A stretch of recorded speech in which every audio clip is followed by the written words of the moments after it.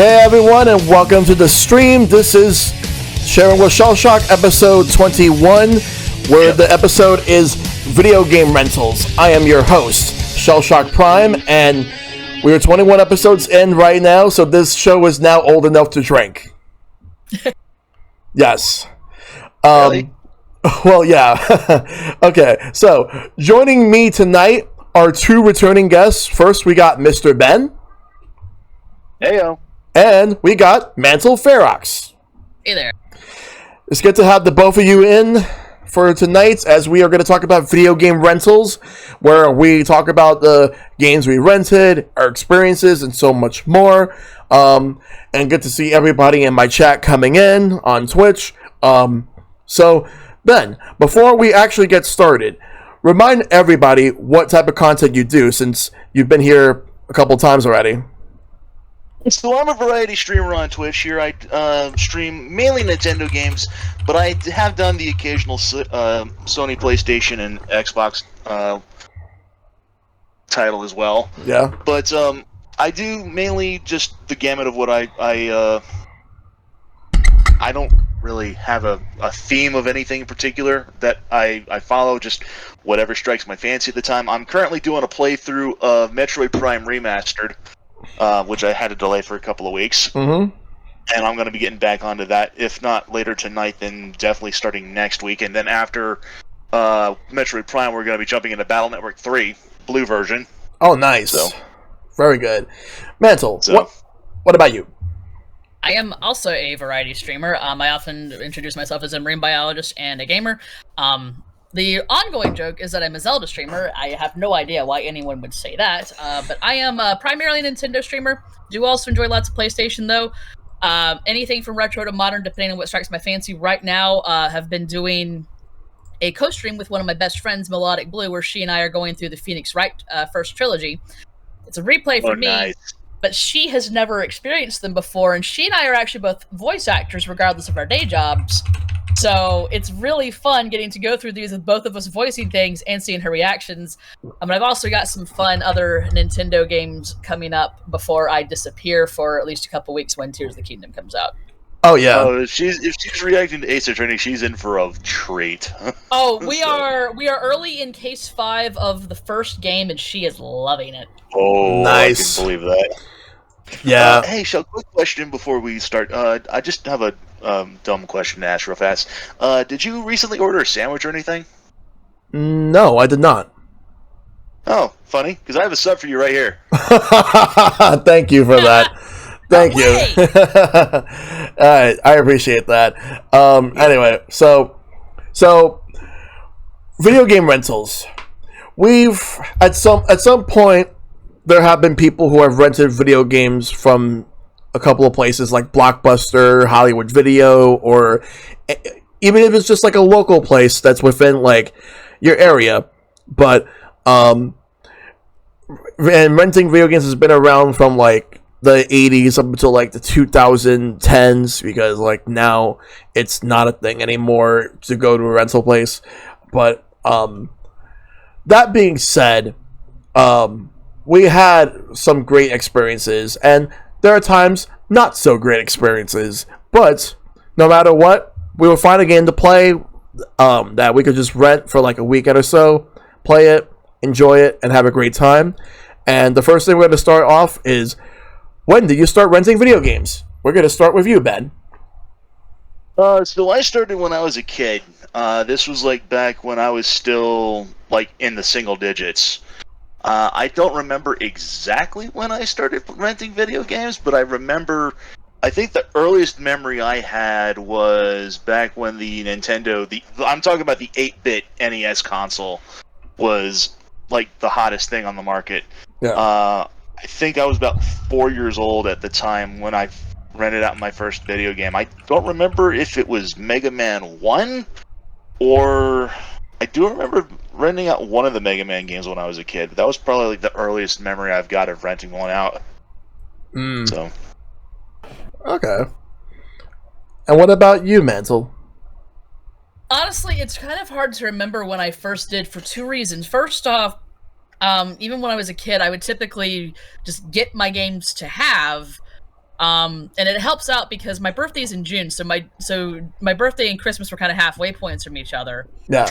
And secondly, because I'm from a small town. I am from a small town, and let's put it this way, for 2 ideas to show you how small a town it was. I couldn't believe when we got a Blockbuster when I was a kid.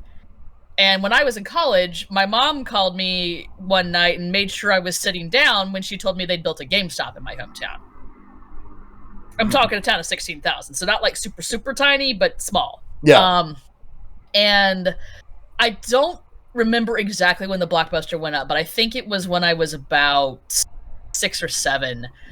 But I actually didn't really rent any games from there until I was about 8 or 9. And I was mostly renting by the time that Super Nintendo games were the big thing. So before the N64 came out, I remember before N64 was there and everything. And I know a couple, I can't remember exactly which one I rented first, but I want to say it was probably Earthworm Jim 2. And I later wound up buying that game. Yeah. So there are many, I mean, again, most games I wound up just waiting for my birthday or for Christmas, but sometimes if it was a big one or hard to find, or I wanted to try it out right then and there, I would rent it. And it was usually cool. That's pretty much the same thing I did. A lot of the hot games that are out on the market that I really wanted to maybe look into, I'd go ahead and rent them out first. Try before you buy, as they say. Exactly. Yeah, and what I remember is, like, my first memory of renting, I actually started renting towards, like, the tail end of the Super Nintendo and Sega Genesis era. And the year specifically I started renting was 1996, and this was after the PlayStation came out, after the Saturn came out, but before the N64 came out. And what I remember was that we mostly rented Sega Genesis games around this time, like for like a year. We would rent Sega Genesis games. Though the first time I went to a Blockbuster was 94, but we didn't rent anything until 2 years later. And the first games, I can tell you the first games that we rented. There was a Spider-Man game based off the 90s cartoon. It was on Super Nintendo and Genesis, which the game itself was kind of a mediocre at best game. And this is the most obscure game. And it was based off of a character that represented the Olympics, Izzy's quest for the Olympic gold rings. Oh, I remember that game. I've never played it, but I do know it. That was one of the few games that I was given outside of my birthday or Christmas growing up for a couple reasons. My mom is a sports fanatic. Secondly, I actually really loved Izzy as a character. Third, I actually got to go to several of the 96 Olympics because Atlanta was within a reasonable driving distance of my hometown. Yeah. So I have that game, and I got it like early on. I have an Izzy plush at my parents' house too. I have a lot of Izzy merchandise. Yeah. But no, that game was obscure, but it was fun as hell. Yeah, that game was definitely something. And it's like I remember I rented from that particular Blockbuster until like 97 when we moved to the apartment that I'm living in right now, and I've been renting there from when we moved here up until when that Blockbuster unfortunately went out of business in like 2008, 2009 or so. And that was it. And I rented so many games, and I'm going to mention which games soon, but I'm just reading the chat, and then like, for example, like Prime Maverick said that I never really did any rentals. A friend of mine long ago had done so a few times. I remember one time he rented the first G.I. Joe NES game. Oh, wow, nice. That one. Nice.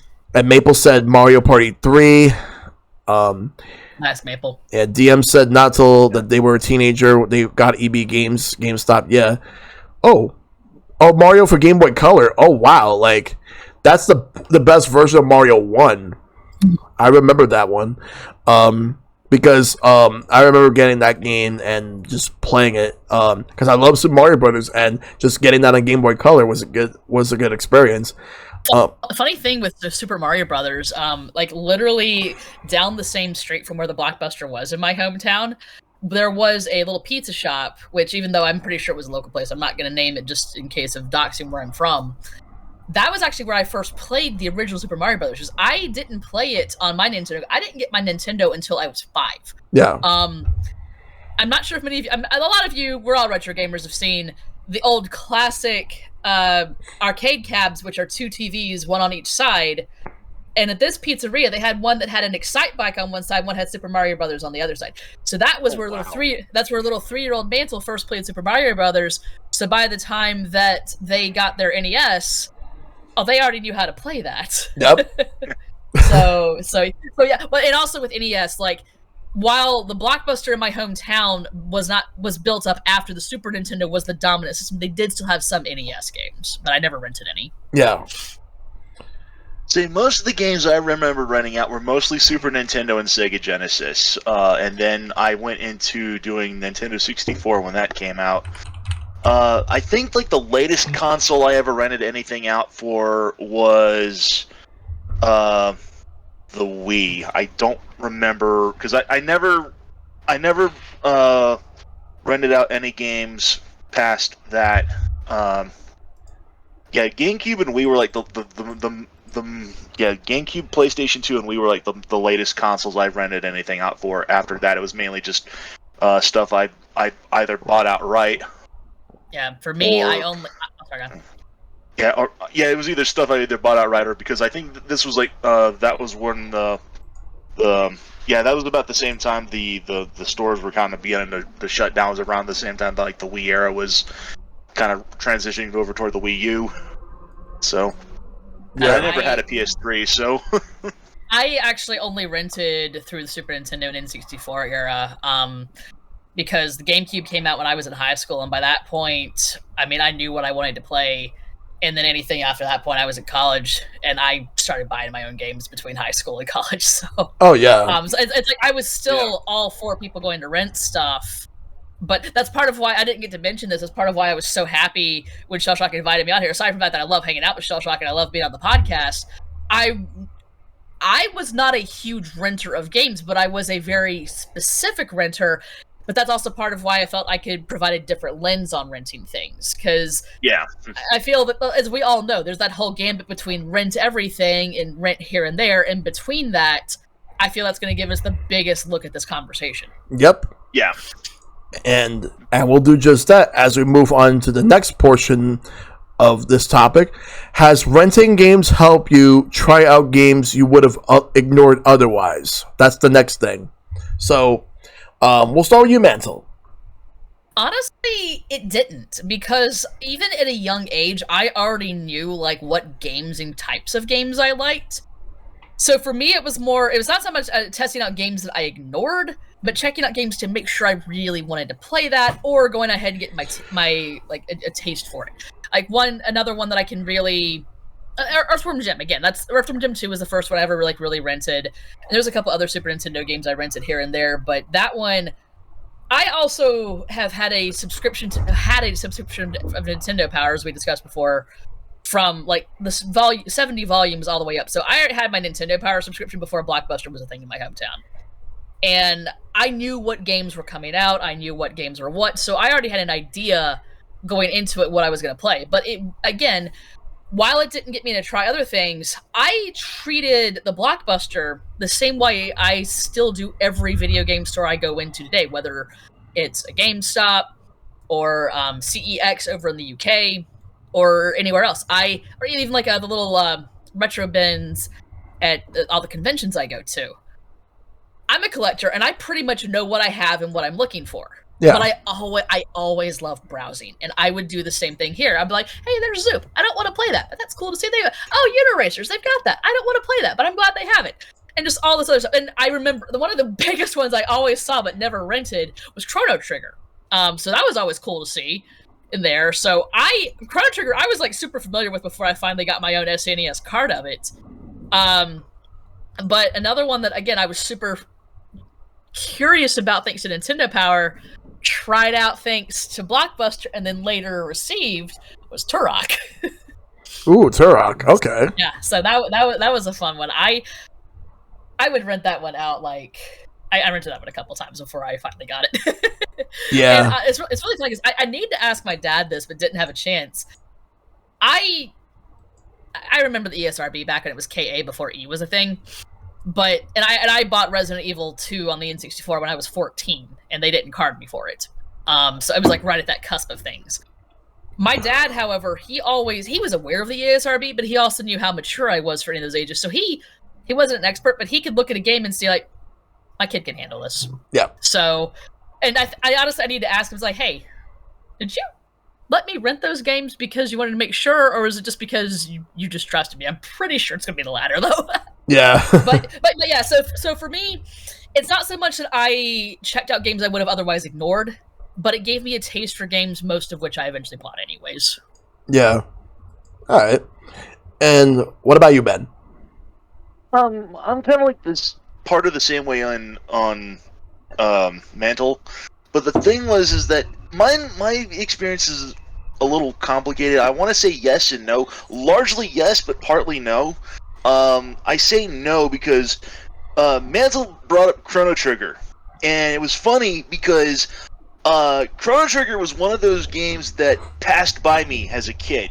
I saw it on the shelves, but I never picked it up because I never got to experience that until I actually got into emulation. And by that time, I had heard all about how awesome Chrono Trigger was and how great it was as a game, and that it was an RPG. And this was by the time that I had gotten really heavily into Super Mario RPG and started developing my taste and love for RPGs in general. So it wasn't until the emulation scene that I really downloaded Chrono Trigger and Earthbound and experienced those for the first time as a teenager. Yeah. Also, great Ayla, or Isla, however you like to pronounce that. Ayla, I believe, as you go by the kana, but yeah, she very quickly became my favorite character. Yeah. Incredible. I love Ayla. Oh, yeah. I streamed, because Chrono Trigger was one of those games I had started and stopped, and started and restarted countless times until I finally got around to playing and beating it last year on stream. So that was... Stream accountability is a thing, as we all three know. Yeah. Yep. But yeah, like I said, Chrono Trigger and Earthbound were like the two games that I never would have given any thought to back in the day when I was a kid. But it was funny because that same mentality actually wound up going. I found other franchises that I otherwise never would have gotten into. Mega Man was one that I became a huge fan of, and I rented out those games. I rented out the entire X series, 1 through X3 on a Super Nintendo. Nice. I rented out Toe Jam and Earl and developed a love for roguelikes. Dynasty Warriors was a huge series that I fucking love, and I love Musou games in general. Just from renting out Dynasty Warriors. Dynasty Warriors 4 was the first of the series that I got into, and then I just kind of went back and played the 2 and 3, and then I wound getting every other game in that series since. Mm-hmm. So, but yeah, so yeah, Dynasty running out games like Dynasty Warriors, Toe Jam and Earl, stuff like that. I never would have otherwise thought of picking them up otherwise, and I just, they turned me on to some types of games that I just wouldn't have ever thought I would have ever become fans of. So. Right. Yeah. Yeah, for me, it's like, I've tried out games I otherwise would have probably ignored, and unfortunately, I tried out some games that were actually pretty bad. Yeah. And I'll tell you a couple of games that I tried that I'm glad I did, but but I never actually got to finish. Tomba's one of them for PS1. Because that game is pretty tough, but I would actually like to go back to that one. It's just like, because it kind of reminds me of Ghosts and Goblins, but it turns out the creator of Ghosts and Goblins actually left Capcom to make his own studio, and then he made the two Tomba games on PS1. So it has a little bit of influence there, but he was trying different things with it. It's actually interesting. Another game that I tried out, there was this boxing game for PS1 called Ready to Rumble Boxing. Oh my god, that was so wild. Yeah. What was another one? But like what starting off, like I just rented like licensed stuff. Like I was renting like stuff that was from Marvel Comics and all that. And as far as actual games that I've rented, I remember renting Sonic 3D Blast around the time the game just came out on Genesis, and there was one time my brother just accidentally hit the cartridge for for Sonic 3D Blast, and it gave us a level select. That's crazy. Yes, it gave us a level select. It's fun. Yeah. Huh. So I got to actually like check everything out, like being able to be in the game. The game itself is Sonic 3D Blast is not the best Sonic game, but I had fun with it. And the last era of games I rented was during the GameCube era and PS2. Like I know, like I rented some wrestling games. I've rented games from like I rented like a variety amount of games. But for me, it was more or less just like I was trying out things that I knew of, and I wanted to know if I was gonna like it or not. But the big one for me was Banjo-Kazooie, and we were going to finish the final area. Like we just got to the final area, but guess what? We had to take it back because it was time to take it back.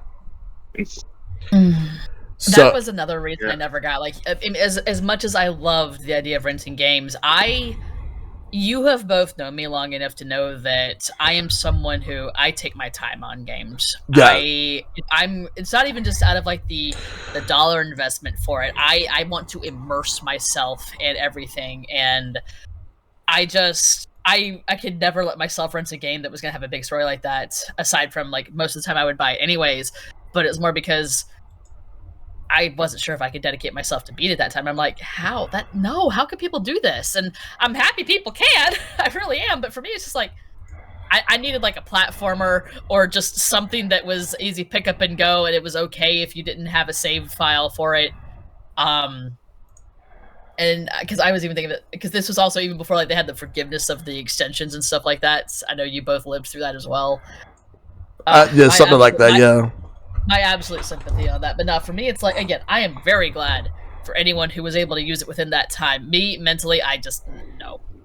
Yeah. I'm seeing Derek's comment in the chat room, Blastcore, fuck the backlash. Just fuck that to hell. Goddamn. Anyway, yeah. I'm sorry. Yeah, but honestly, like, the worst is when you rent games and then all of a sudden like you just have to take it back after like a certain time. But yeah, so part of that was the reason why I started buying the games, not so much the having to take them back, but I was probably going to save this for a later question. But one of the things that I hated was I would rent out games. This one instance, I remember I was salty as hell. I don't remember specifically what game this was. I want to say it was Super Mario RPG. Might have been one of the other games that had a save file on it. Donkey Kong Country. I remember that one. It was Donkey Kong Country 1. Or was it 2? It was one of the two. I don't remember. But it was one of the Donkey Kong Country games. And I remember... no, it was DKC2 because forgive me, I'm running off of memories that are like 30 years old at this point, practically. Yep. But I was DKC2. I got in the game. I started a new file. I got through the first couple worlds. I had gotten all the way to the what was that segment of the Krem Korak Isles where it was like that amusement park from hell thing. Oh yeah. Oh yeah. Yeah. I'd gotten all the way up to there. Let me guess. Bramble Scramble? No, it was one of one of the roller coaster ones, yeah. Oh, I love both of those. Bramble Scramble was the... I actually, like, I hate to say it, but as amazing of a song as Sticker Bush Symphony is, that song, like, awakened, like, PTSD in me for a while because both Bramble Blast and then especially Bramble Scramble gave me so many problems as a kid. Well, I can believe that. Yeah. And Scramble's the worst too because your save point wasn't until after it. That's just. Oh yeah. But yeah.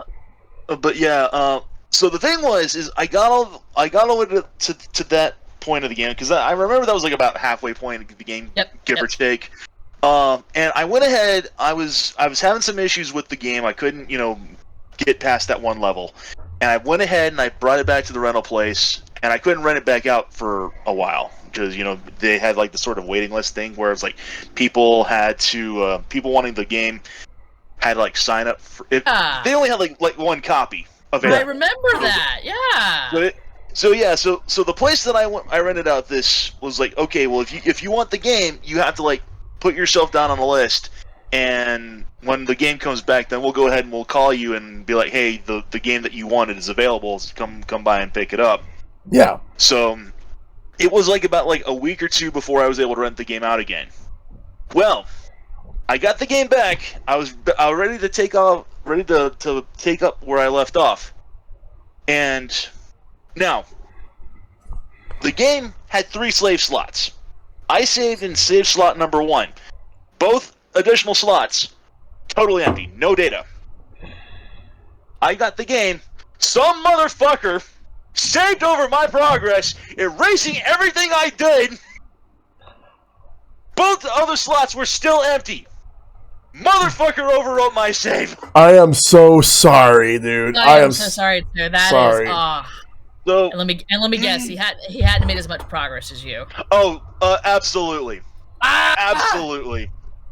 And see, I wish now that I'd known you when we were kids, because I was actually really good at those roller coaster levels. Yeah. And I'm just like, no. Because I loved the minecart levels in the first Donkey Kong Country, and then the roller coaster levels. I was like, oh hell yeah, I get to do this again. Yeah. Like. Now that I think about it, yeah, Super Mario RPG that actually happened as well too, because I remember someone I rented out the Super Mario RPG once, and I remember I had a save file past Booster Tower, and Kitty. I'm sorry, I see your cat on the screen. No, nothing to apologize for. Nudge is always happy to swing by. Yeah. But yeah, it wasn't just past Booster Towers. Like, we'd gotten up to the seaside. I was fighting Johnny Jones. I was just about ready to fight him, and I had to take the game back.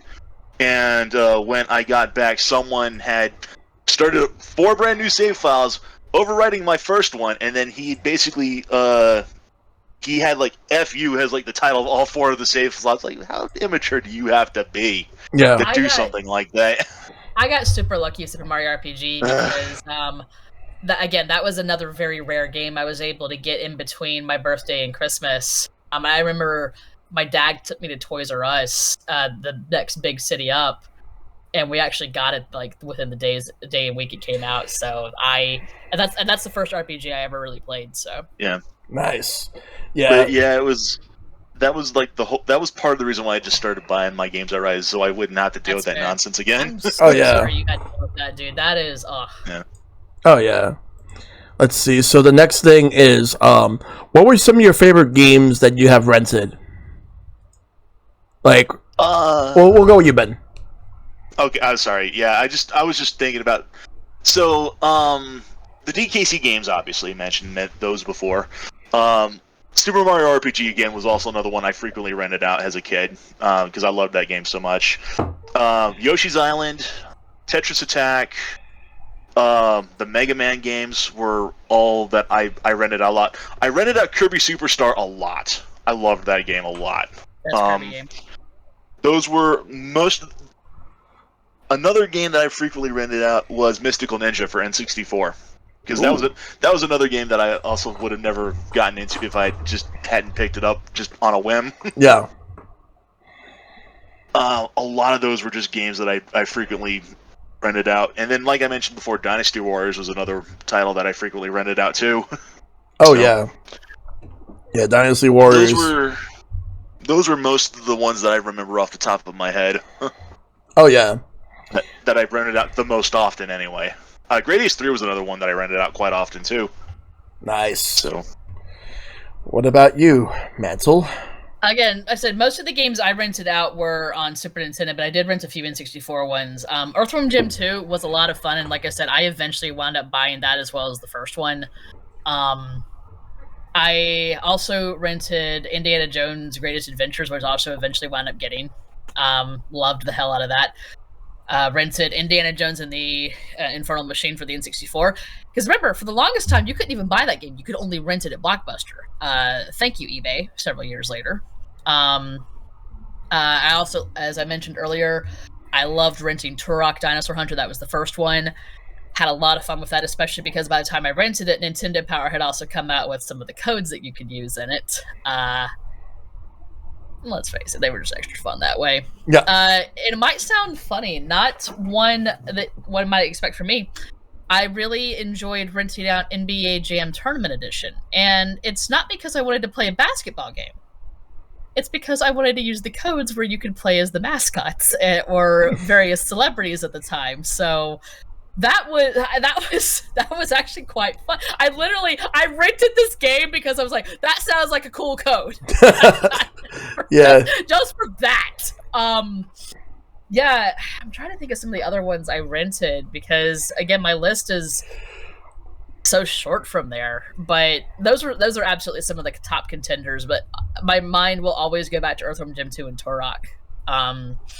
I think I had rented War Gods at one point too, a very underrated fighter on the N64 because I was a big mythology buff as a kid, still am, frankly. Yeah. I'm an Anubis main in that game, but also later got the game itself. Oh yeah. So, and also Dragonflight for the mascots. It's not like once you got to the mascot mode on the basketball or football games you get on the PS2 or something. No, it literally was just like a human's body and then the head of whatever their mascot was. It was just so like for the Timberwolves you had like this wolf head or you had like this tiger head. The Bill Clinton and Hillary Clinton were also two of the heads you could have. It was it was batshit, but it was just as ridiculously funny as the game itself. But NBA Jam, I just feel. I mean, I know they've allegedly improved some sports games, but NBA Jam was just so simple and fun. Oh yeah. He's on fire. Yep. I remember that clip because I never actually rented out the NBA Jam, but I do remember one of my friends at the time.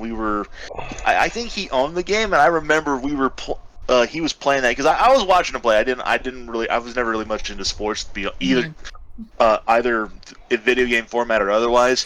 But I still remember there was a lot of the times he would like start dribbling the ball, and then they would actually have the smoke coming up from their feet. Nope, And like, oh, fire.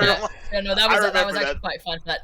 Well, the other thing for me though is that I've always been more of a college sports fan than a pro sports fan. So this one just really didn't hook me in as much. And I'm from North Carolina.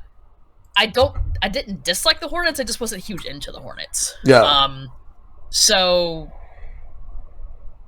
I mean, I'll just say it. I went to the same school that Michael Jordan did, so. Nice. But yeah. So again, that was just one of those silly ones, and there were a couple other games which I would rent out because I saw what codes had come out in Game Pro or Nintendo Power. It was like, I don't want to get this game necessarily, but I want to mess around with this. Yeah. But yeah, just some of the testing around was fun.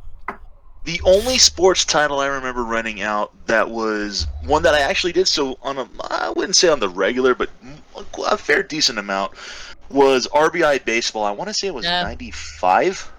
Might have been 96. I don't remember the actual year, but it was some RBI Baseball game. I don't remember the year, but there was it wasn't a code, but this was a mode you could select in the game. Called I don't remember exactly what it was called, but it was basically a silly mode where it would add in a bunch of like crazy sound effects. Well, like one of my favorite things was like throughout the gameplay, you would see like the little camera cuts on either side of the screen, like little insert like camera shots. One of which was like one of the not the umpire, but like one of the coaches doing like some like random like hand movements or something like that. Well, in the silly mode, you would see him he'd be like doing like his hand movements, But then you would also hear like the sound effect of it go,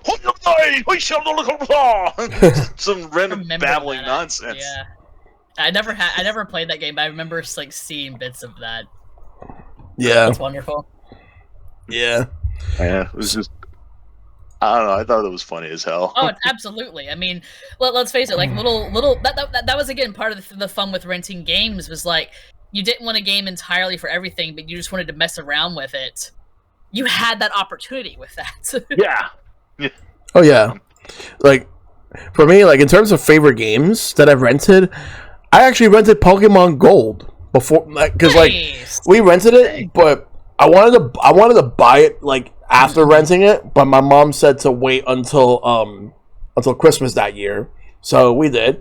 My brother was the one that got gold, and I ended up getting silver, which in the end better for me. I actually like Lugia more than Ho-Oh, but I also remember renting Pokemon Puzzle League on the N64. Yes, and also that was another one. I rented Pokemon Puzzle Challenge on the Game Boy Color as well. My brother, we actually rented 2 copies, so my brother and I could actually play against each other through link cable.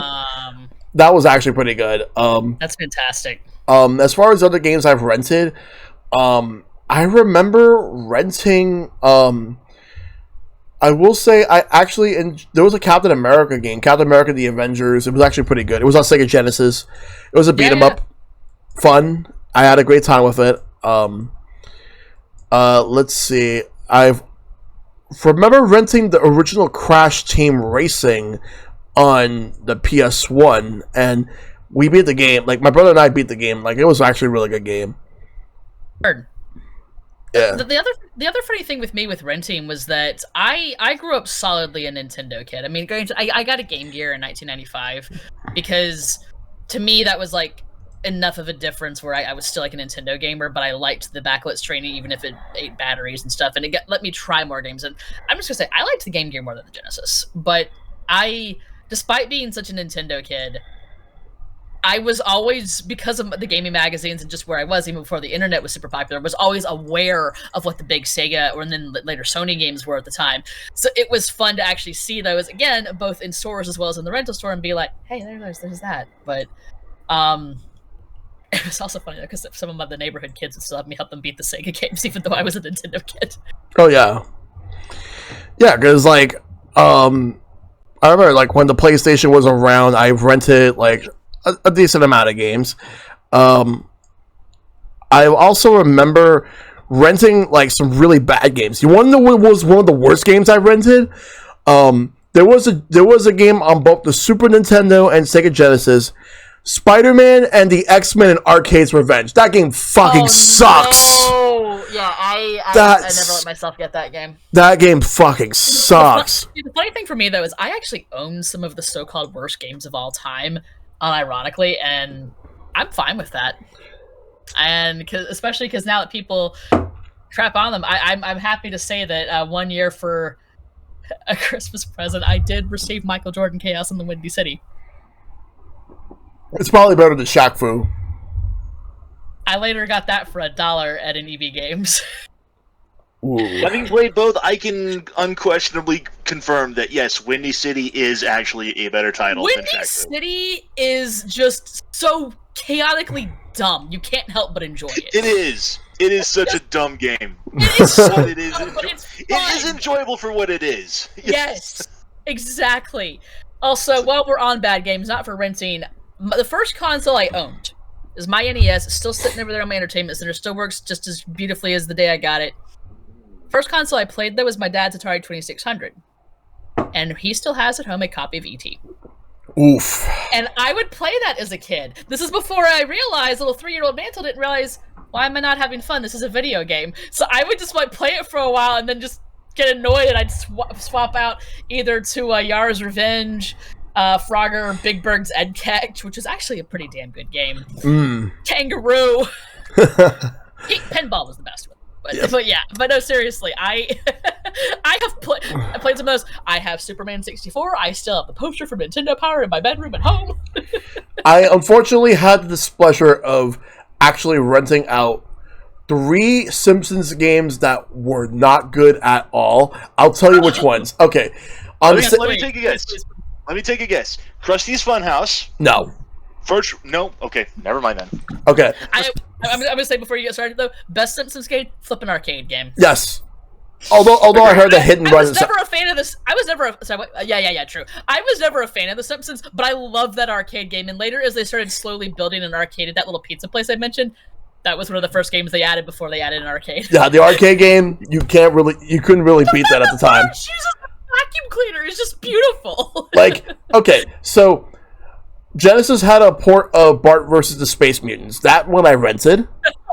I've also rented Bart's Nightmare, also on Genesis, and Virtual Bart. All three of those games are not good. I actually think that the Space Mutants is probably the worst one of the three. Funny enough, aside from Krusty's Funhouse, I would have said any one of those three as my next two guesses because I have played all three of those and I fully agree with you on that. I actually games like that are. Sorry, God. I was gonna say I actually bought Krusty's Super Funhouse for Super Nintendo years later, and I returned it. It was not a good game. Granted, I paid $5 for it, or I think it was $5 or $10, but it was not a good game. It was not. Games like that are part of why I was always happy to be a Nintendo kid, because I'd hear about those Simpsons games or some of the others, and I'm just like, oh. Yeah. I was about to. I know this is one of the game. This was one of the questions that was asked by our audience, and I knew I was going to save this one for later, but I'm just going to say this right now. Those Simpsons games that you mentioned, Bart's Nightmare, Virtual Bart. Well, I've never actually played Virtual Bart. I actually played that through emulator later on, but Krusty Super Funhouse, the Bart's Nightmare, and the Bart uses this big Bart versus the Space Mutants. I actually rented out the NES one, not the Genesis, but the NES one. I did get the Bart's Nightmare for Sega Genesis. I rented that one out, and then Krusty Super Funhouse also for, I think, Super Nintendo. I think it was. Well, that was the last one I had. I rented out all three of those for those three different ones, and those were probably like the biggest regrets I've ever had in terms of renting out. The only other big regret I've had was renting out Jaws for NES. I did not like that one at all. I later got that. Actually, my dad got it for me when he was picking me up from my home con, because my home con is back in my home state, and I try to, every Sunday of it, try to catch my dad for a bit before he takes me to the airport. And one year, my friend had to leave early, so he let my dad borrow his badge, and Dad totally bought me Jaws at one of the games at the stop circus. They had it for a decent price. I know it's not a great game, but I'm a marine biologist, and sharks are my thing. Yes. I kind of had to get it. Nothing wrong with that. Nothing wrong with that. No, nothing wrong with that either. But there was a game. But in terms of favorite games I rented, there was actually a really, really good Sega Genesis action platformer called Dynamite Headdy. Very good game. Yes! Oh, it's so good. That was one of the games I never got into that. I never actually rented that. Yeah, I never played it myself, but I'm very familiar with it, both from reading about it, and our friend Ash has played through it a decent bit. And whenever she's gone through it, that's where I'm just like, this is creative as hell. Like if you want to play it right now, you could play it on Steam. You could play it on Switch in two ways: through the Genesis Collection, or if you have the Sega Genesis Nintendo Switch Online, you could play it on that. PlayStation, Xbox, Genesis Collection. You can play Dynamite Headdy right now. Great game. Highly recommend it. In regards to some other favorite games, I want to at least bring up one more before we move on to the next one. There was actually another Genesis game that I absolutely enjoyed. Granted, it's very hard. Comic Zone. Oh yeah. That game is hard. Oh my god! Like hard as balls. Yes, it really was. But it is fun. But it's a fun game. Hard, fun, creative, and again, like this was one of those where, same as you guys, I grew up in the Nintendo versus Sega, whatever. But I could still respect stuff like that. Comic Zone was like, that was one of those games I frequently said, I wish this was on Super Nintendo.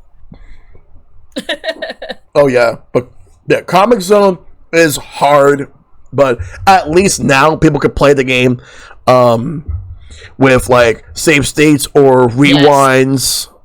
So and as we all know, there's no shame in that. And I mean, if it makes the game accessible, if it makes it fun, and for any of us who have played any of those games, I always view that as we have nothing to prove. It's a new, fun way for us to enjoy it. and remember, kids, be kind. Rewind. All right. We actually had. I'm not sure if you guys did too, since I know we all grew up at the same time though. We had an individual VHS rewinder. Yeah, my I had one of those too. I didn't have an individual one because my VCR would rewind as well. Yeah, no. So in my VCR, what I would do so many times, like I mean, because the way we had it set up was the VCR above the TV. And later that VCR was swapped out for a combo DVD VCR player. But right next to it was the individual one where you could just slide the VHS in, pop it shut, and it would rewind it for you. I got really adept at because I timed it. That thing was faster than the VCR itself. But there was stuff and I was really good about rewinding stuff, whether it was renting, because I would rent VHSs a lot, or our own stuff. I got really adept at using both that and then double teaming the VCR so I could rewind two things at once. Mm-hmm. I didn't usually have to, but if I ever needed to, there we go. Yep. Let's see. So looking at everything here, the next thing I will bring up, with physical rental stores not being a thing anymore, has anything else filled the void? Because the short answer is no for most of us, but the long answer, Ben? No, not really. I mean, you do have the subscription services through like NSO, the Xbox Game Pass, and whatever PlayStation has, but PlayStation Plus. Yeah. But perfectly honest with you, I don't have. I mean, even though I have a PlayStation 4, I don't subscribe to the PlayStation Plus service, and I don't have any Xbox related stuff, so I never had Xbox Game Live. So no, aside from the Live Arcade back with the 360, and I let that fall by the wayside. So the only subscription service I have is the Nintendo Switch Online for the other stuff I've gotten. Even then, I mean, I don't really play all that stuff all that much as it is. The only thing, I mean, I'm glad I do have it, and that's only because I use that to do stuff, because my team on CQ, we do Friday game nights, and a lot of the times that we play is, a lot of times we'll go in and just do some Mario Party, or we'll do GoldenEye. Just last Friday, we did a round of the Pokemon Stadium, just going into the free zone and just choosing rental teams and just beating each other up on that. Mm-hmm. And I'm glad that we do that, because we, that gives us that option. But other than that, this is like one of those things I don't generally use all that often anymore. So it's like, I got the stuff I've got as it is. I mean, I've got so many games I got to play aside from the subscription service. It's just too many games and not enough hours of the day to play them all in. I agree. Yeah. What about you, Mantle? Honestly, I feel that the answer is yes, but also no. I mean, no for the same reasons you guys just discussed, where overall speaking, most of your standalone game rental stores are a thing of the past. I mean, and I understand that we all do with times changing. It's sad to see it go, but to me, I feel that it also gets people more potentially encouraged to think about emulation. Now, granted, your more casual gamer isn't necessarily going to think of that as an option, but that's part of why it's important for those of us who are more avid gamers to be ready to, like, hey, if you want to try this out, let me help you out. Yeah. And I think that those subscription services, I'll be honest, I have PlayStation Plus mostly because of a couple online games I play with my friends here and there. I have the Nintendo Switch one because I'm a Nintendo nut. I mean, I'm a Splatoon fanatic. That's where I get the name Mantle from. Yep. So I need that. And then the other ones, for me, it's a fun way to play these games and sometimes share them. Otherwise, even though I still need to set up my RetroTink and all my original consoles still work perfectly fine. Yeah. But the nice thing about those... Sorry, man. I'm sorry, I was just about to say that is the one thing I will advocate on. I am all for, don't get me wrong, I am all for the getting copies legally, the way that they're intended. Yeah. But if a title is obscure, if it is hard to obtain, if it is one that hasn't been released in years, Yeah, I will very much adjust my tricorn and raise my black flag. Yeah. No, absolutely. I am a big fan of, and I know all three of us, we all love our OG hardware. We're all proud to be able to still play on that, enjoy it, and share it. I care more about more people being able to experience a game than I do what they're playing it on. Right. Now, yeah, in any of those, do I want to play it on the original console? You bet your ass I do. But if a friend is going to play it on as a port, or if they have to emulate it, if that gives them a chance to enjoy that game the same way I got to enjoy it, go for it. But I also this might, and I realize this additional part of the answer is not. Well, okay. Well, before I continue on that, again, the nice thing about the online service is it can help give you a taste of those games. And I'll be honest, most of the free PlayStation games I don't take advantage of because I've either already got them somehow or I'm just not interested in. But I know a lot of my friends talk about how much they love being able to sample them. I mean, I actually sampled out Resogun on the PS4 before I bought it. I enjoyed that. So, but I know that the second part of this answer extremely varies based on where you're living. There are some cities, especially bigger cities, that have some of those retro shops that still do game rentals. Yeah. It is extremely hard to find them, but I have had to move. Okay, let's see. I've lived in 6 states so far, and at least a couple of those have had those shops where they've got all the old retro stuff. I mean, you know that the stores that every single one of us loves to go and check out and investigate, and some of them have those rentals. Actually, in that same town I mentioned the same city I mentioned north of my hometown where my dad got me Super Mario RPG, there was a little import and retro store that did game rentals. And I would rent stuff out all the time, like import converted Super Famicom cartridges and stuff like that. So, especially someone who was getting more and more into anime, that was fantastic. And I know it's not a sustainable business model for most of these places, but the fact that there are still some gyms out there, you just have to find them. Has it completely replaced the old Blockbuster thing? Absolutely not. But there's still some of that spirit out there. And I feel that while it's not the answer for everyone, for some of us who want to relive that, it's there. But I honestly feel it's one of those things where even if the current models aren't what they were, we can still carry that on in the spirit of sharing it. Yeah. But to say, I understand that there are some video rental places that are still out there, but they're like either locally owned or they're very, very small. So that tapers into exactly what I was saying. So they're not chains; they're individual things, and there are some of those in some cities where they still have that market, like the one remaining Blockbuster in Oregon. Which actually, funny thing, right before stream, I was trying to figure out when the Blockbuster in my hometown opened. I couldn't figure that out, but it did tell me that the Blockbuster off of that boulevard is closed. And I'm very aware of that. Thank you for telling me something I knew before I even moved out of the state. Oh yeah, exactly. It's funny. I actually did something similar with a place that I went because this wasn't a Blockbuster. It wasn't a place that I was like looking up when it like closed or anything or when it first opened, because one of our other audience questions that we had that I know that we someone asked was the only places you rented out Blockbuster, or did you rent from other local areas? And one of the places that I rented out because I was living up in Northern Virginia at the time. I'm going to partially answer this question now. I'll answer it fully and later on. But one of the places that I rented out was this place called Video Warehouse. So I don't know of any other places that existed by that name. So Okay. Yeah. Like, honestly, like, I already said my short answer, which is no. But the long answer for me, there hasn't really been anything for me that has replicated any type of rental store, whether it's a local store or if it's something like Blockbuster. I haven't seen anything since 2011 when Blockbuster went away, except for that last one in Oregon, which is still around. Mm-hmm. I don't know how they're still around, but props to them for still kicking.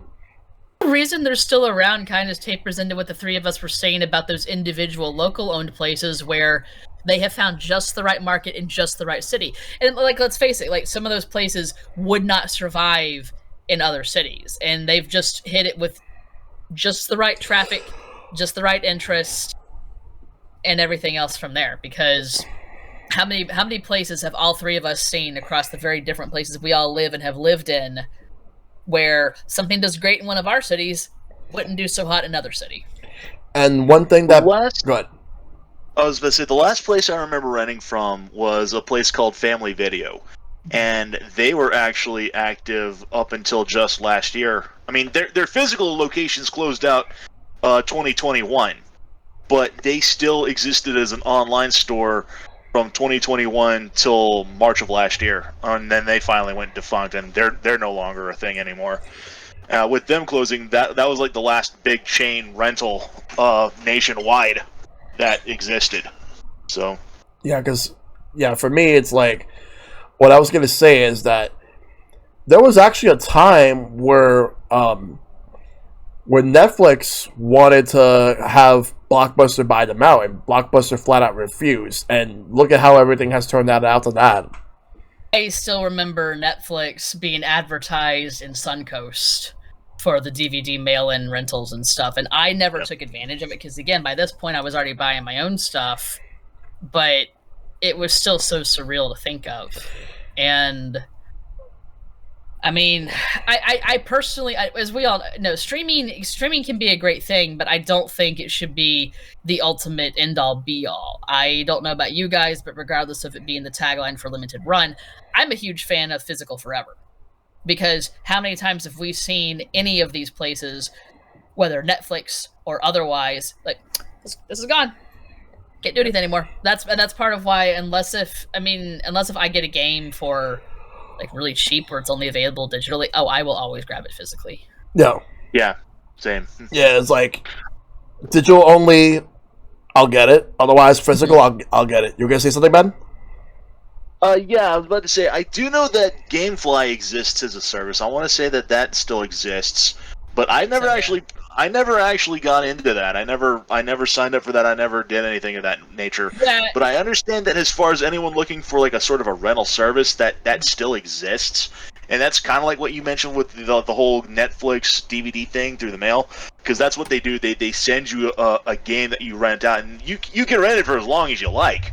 You just return it when you're done with it, and they'll give you another one. But but like I said, I never actually signed up for that service. I never tried that out, so I wouldn't really know anything about it. I just checked it out because you had me curious. I mean, I was pretty sure we were all right on the money. Yeah, GameFly still exists, and GameFly is like so many of these things through the years and even today, where I have no need for it myself, but I'm glad it exists for those who do.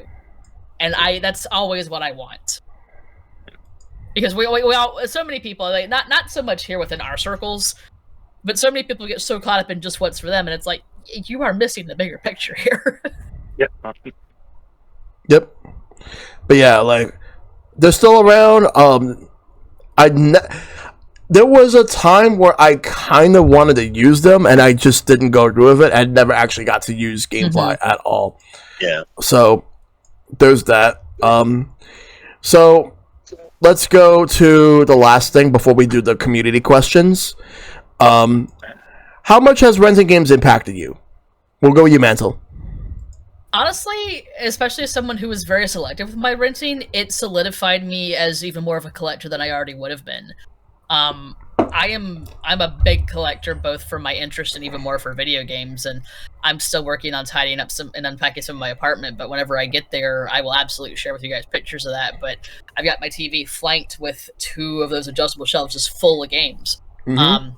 For me, especially knowing that these things could go away at a moment's notice, or thankfully never having to deal with the same level of mess with my save files being overwritten like Mr. Ben did, knowing that I have my files and my games, and I'm sure you both have always had this thing of, man, it's been a while since I've played this game. You can just pop it off the shelf, pop it in, and just go around and mess with it. I know all 3 of us. I mean, so many of us here do that. And a lot of us, yeah. Exactly. And for me, it impacted me solidified me as more of a collector. I was already really huge into researching my games in Nintendo Power and the other magazines. I still do that, whether online or via Nintendo Force, the spiritual successor of Nintendo Power. And as we all know, the information comes out faster than ever these days, and we have even more of it than ever. But it helps me make better decisions about, am I going to get this now? Am I going to pre-order it? Am I going to wait for it to be on sale? What platform do I want this on? So it kind of just ingrained habits that I was already forming. So it gave little Mantle those tools to still be the avid gamer and frequent source of advice for their friends on games. Oh yeah. So yeah, and it's like Blockbuster and renting was just as much a part of forming who I am as a gamer as my consoles themselves were. So even if I didn't use it as much, it still impacted it. I mean, well, unless my consoles, but kind of like Babbage's, EB Games, KB, Toys R Us, Yep. GameStop, any of the stores. Every single one has pieced out how I browse for games, keep an eye out for stuff, and can make recommendations for friends. So it's sad that it's gone, but I feel it served a great purpose, and we're all going to be able to do better for it. Exactly. Ben? My answer is pretty much going to be largely the same. And DM mentioned in chat that I kind of have to agree with, is that renting games allowed me to broaden horizons while not breaking the bank.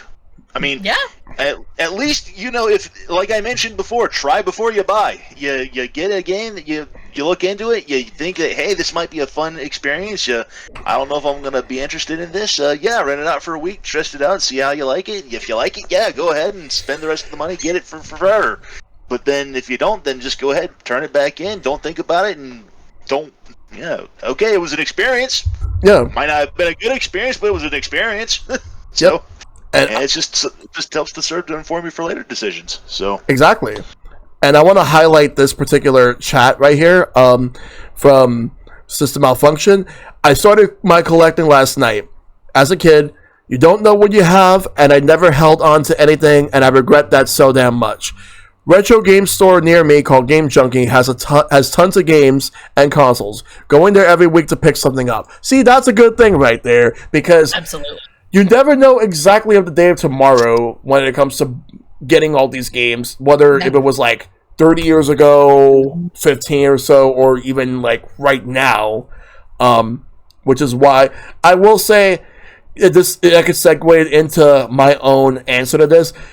I've actually learned to get better. Like, renting games has helped me get better at knowing the games I know I want, as opposed to just being told, oh, you have to play this game. This game is good. But what if, like, it's not for me? And I tried this game, it's not for me. But I tried that game, and it is for me, and I'm actually more interested in that game. Like, for example, there were games I actually almost rented, and learning about them now, I'm glad I didn't. But there were a few that I almost rented and I should have. I will actually go elaborate later on when we answer some of those questions, but I will say, if there's anything to take away from renting at Blockbuster or any other place for that matter, for me, it's to get better at knowing what type of games I want. It's helped me try out some stuff I never would have thought I would try out. And also, I didn't really have a lot of money growing up. My parents were not like financially well off. I couldn't buy every single game every week, and I couldn't get every single console like as they were active. That said, when we would rent games, we would make sure to rent whichever ones we think are really good, and most of the time, they were good.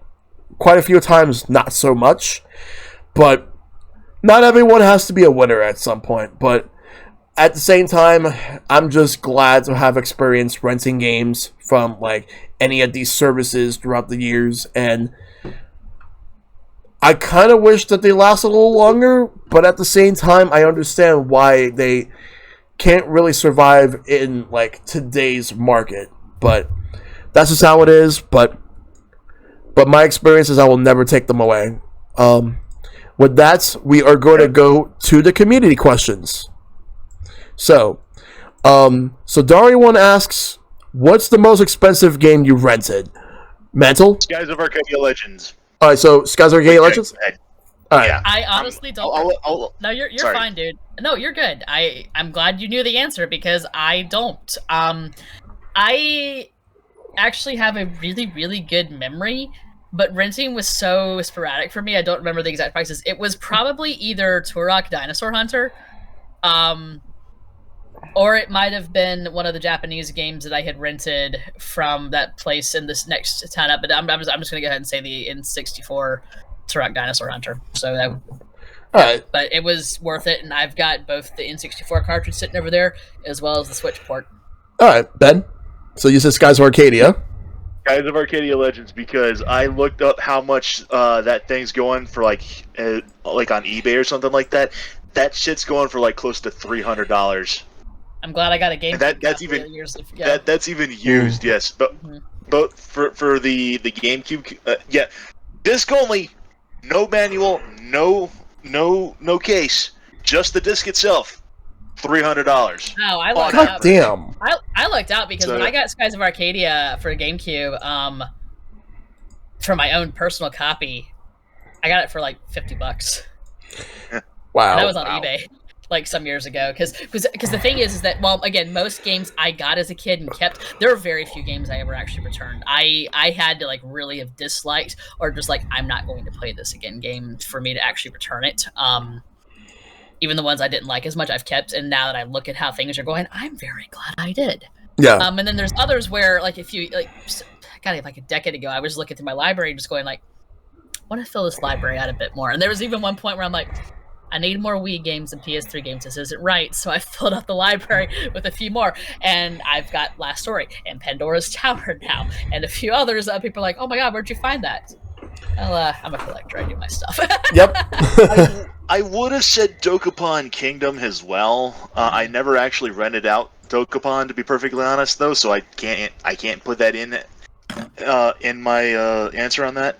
But I am getting the recent Switch remake that's coming out in a couple of months, so that is.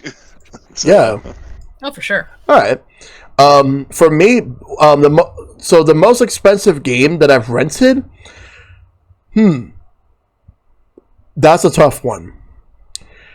I'm probably gonna have to go with Pokemon Gold and Silver. The original cartridges are now expensive, but I don't know. Like I really don't know. It's hard for me to answer that. Probably that at this point. Actually, no, not even. A couple of the Sega Saturn games. I've rented some Sega Saturn games. Those are expensive right now. Oh, for sure. So yeah. Basically anything on Saturn is expensive. So just anything on Saturn. That's my answer. Let's see. Dari also asked, "What's the most amount of games you rented and beaten in the weekend?" I've never rented more than 2 games. We were only allowed to rent 1 game each. Me and my younger brother were only allowed to rent 1 game each, and sometimes we don't even beat the games. And sometimes there are games you don't really need to beat, like they're just multiplayer games. You just play with like your friends and all that. But so I don't really have a definitive answer to that question. Whichever one you guys want to answer, like, what's the most amount of like games that you've rented and beaten in the same weekend? 2. I also just realized I completely misunderstood the first question. It wasn't how much the rental was, it's how much that game is. So yeah, my answer would probably still be Turok Dinosaur Hunter. Yep. Especially depending on the quality you get it in. Oh yeah. Ben? Yeah, Tatsunoko versus Capcom for Wii was also probably the other most expensive game I could, aside from Skies of Arcadia. But going back to the question that was asked already, the most amount of games. So the most amount of games I've ever rented at any one time was 2. Might have been 3, but again, memory's a bit fuzzy on that front. As far as games that I have rented and beaten in the same rental period has only been 1 at a time. Most of the games I've rented were relatively short games that could have been beaten in an afternoon, such as like fighting games or Mega Man games or the rare sports title.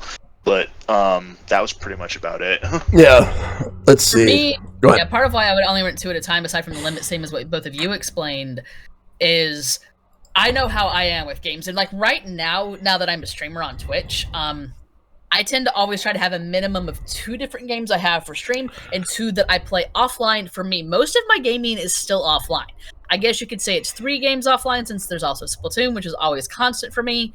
But I always try to have that separation there. But even for renting, I would always just try to get 1 or 2, because my ADHD, I want to focus on it, Yeah. but I think it was like 2. There was one time where just I had that chance and I took it, and there we go. Oh yeah. So next question is, this is from Asran127. How do modern subscription services like Game Pass, Nintendo Switch Online feel compared to the days of rentals? They really don't compare, to be honest. Like, they're not really the same thing. They're going for something completely different. Sure, you're going to have access to games. In the case of Game Pass, you have like a wide variety of games across multiple Xbox platforms. Physical games that have digital versions or digital only games, you would have access to them. Even games that are free to play. And some games, they just put them right onto like Game Pass right off the bat, ready for you to play the game as soon as you log onto your Xbox. And in the case of Nintendo Switch Online, and I'm also going to throw PlayStation Plus out there, because like their highest tier, you get like classic games for like PS1 and stuff, and you get like a selection of games from like their legacy libraries that they have. Like in the case of Nintendo, they have a lot more, like from NES, SNES, N64, Genesis, Game Boy, and Game Boy Advance, and you can play whatever games that are on those services right now, as long as you have the subscription. But it's not really the same as like actually renting some, like going to like a Blockbuster, Hollywood Video or something just to rent. It just doesn't feel the same at all. So I don't think that you can really compare. What do you guys think? I would agree. I think that they're, in a sense, they fill the void of trying without buying, but streaming things is quick access as opposed to the full-on just go out, try to decide, and rent. And don't get me wrong, I do like the current system, but they're completely different. To me, it's like going to a restaurant versus getting delivery. Yeah. You're still having a great experience, but they're two completely different experiences. I mean, the end result is the same. You're getting hopefully tasty food, or in this case, hopefully a good video game, but you're either like pulling it from on demand or you're going to get it. All right. What about you, Ben? It's good. Yeah, I feel kind of the same way. In a way, they don't feel similar. They do in a sense, but only in the sense that I don't own the games outright, and I'm merely paying a fee to be able to access them. But the main difference to me, like you said, between a subscription service and renting is the fact that the game I wanted to rent might not always be available, because the amount of physical copies that existed at like the branch located were already rented out to other people. There might have been others ahead of me on the wait list in regards to availability. But as far as subscriptions go, the availability isn't tied to any physical medium that you can obtain. It's rather a digital service that can be revoked at any given moment. Now, either because you can't afford or choose not to renew the monthly or annual fee to be able to access it, or because the powers that be decide to delist the game or the movie or whatever from the service for whatever reason. Yeah. Even then, to my memory, physical game stores never really rotated out their game selections all that much on the regular anyway.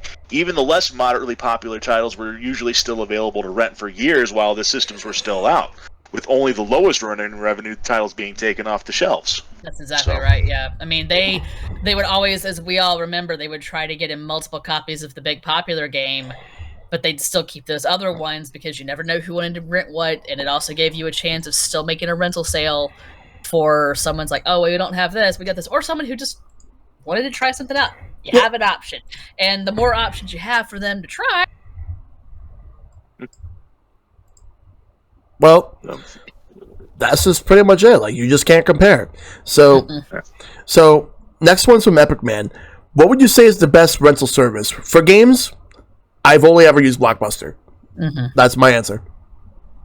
My answer is depending on what you're trying to rent, either Blockbuster or a really good local shop for some of those games. And again, your mileage may vary on that. I only ever had extremely positive experiences with one or two I checked out, but I also understand that not everyone's going to be like that. And we all know just because something is popular and in business and working doesn't mean it's good. Yeah. Ben? So I actually had a lot of experience. I had Blockbuster, but I also had Family Video.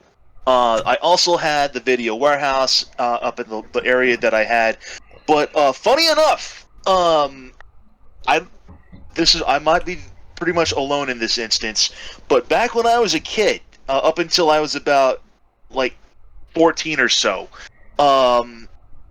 we also had video rental areas in our local supermarkets, like the Farm Fresh, the Schnucks, various, like right next to like the florist area, in around the bakery area. We also had areas that our supermarkets would be able to rent out games and movies to us.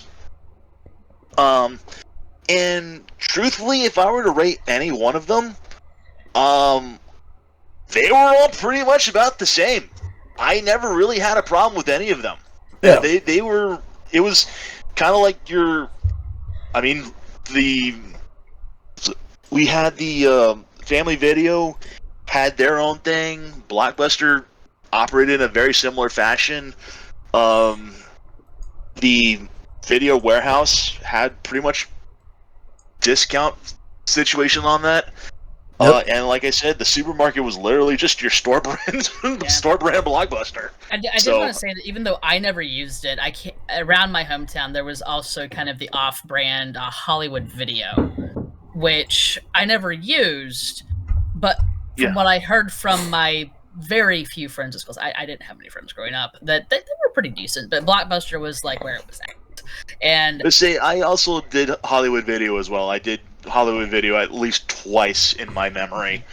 But yeah, I've never had any problems with any of them. I never had any service issues. I've never really had any bad experiences. Like I said, all of them were pretty much the same all across the board. Let's just say Friday night in my hometown, Blockbuster was a happening place to be. And again, I know my hometown was small, not super tiny, but let's just put it this way. The Mantle's hometown name here, Cinema. When I was growing up, it was a Cinema 4. It was big news when they expanded to a Cinema 8. But it just, yeah, and if you weren't there, again, it was that same stretch of road. So you go up the stretch of road where there's that pizza place I'd go, and there's the cinema. Well, cinema before, then the pizza place right across the street from it. Keep going up, turn a right. That's where the Blockbuster was. Yep. And it was just this surreal thing. Oh yeah. But to say, yeah, the only other rental service I could say that would probably be the best anymore nowadays is, like we mentioned before, the only one that I know that still exists is GameFly. So I guess that technically wins by default. Yeah. But and it's like, and again, it is as we've already covered. We might not use it, but it's good that it still exists for those who need and or want it. Yeah. Exactly. Yeah. So next question is from Destiny/Mega Man NG. What was the one game rental you didn't want to send back, but know that you had to because you just wanted to finish the game? Banjo-Kazooie, and we still didn't finish the game.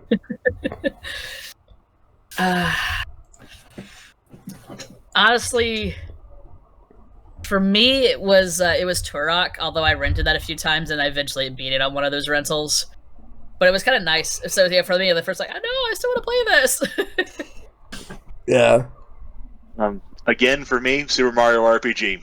Yoshi's Island as well as a close second.